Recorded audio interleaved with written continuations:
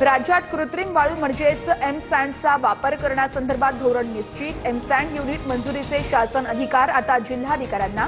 बावनकुळेंचे सर्व जिल्हाधिकाऱ्यांना पत्र।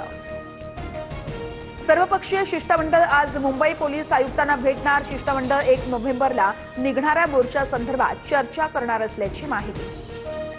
नांदेडमध्ये घरकुल लाभार्थ्यांकडून पैसे घेतल्याचा प्रकार। पैसे घेतल्याची इंजिनियर आणि ऑपरेटरची आमदार राजेश पवार यांच्यासमोर कबुली। यापुढे पैसे घेणार नाही, आमदार राजेश पवार यांनी अधिकाऱ्यांना शपथ दिली। फलटण प्रकरणातील आरोपी गोपाल बदनेने पोलिसांना शरण येण्यापूर्वी मोबाईल लपवला। दोन्ही आरोपी महिला डॉक्टरच्या संपर्कात असल्याची कबुली। माजी खासदार हिना गावित आज भाजपमध्ये घरवापसी करणार। प्रदेश अध्यक्ष रवींद्र चव्हाण यांच्या उपस्थितीमध्ये हिना गावित यांचा पक्षप्रवेश होणार। छत्रपती संभाजीनगरमध्ये बेकायदेशीर कॉल सेंटरवर कारवाई। कॉल सेंटरच्या माध्यमातून आर्थिक फसवणूक केली जात होती। कार्तिकी एकादशी यात्रेनिमित्त एसटी महामंडळ सज्ज। राज्यभरातून पंढरपूरसाठी एसटीच्या 1150 जादा बसेस।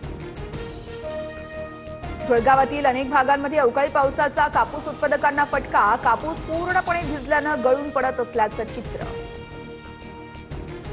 नागपूरसहित विदर्भावर तीव्र अवकाळी पावसाचं संकट। आजपासून पुढील 3 दिवस विदर्भात मुसळधार पावसाची शक्यता। बंगालच्या उपसागरातील मोन्था या चक्रीवादळाचा विदर्भाला फटका बसणार।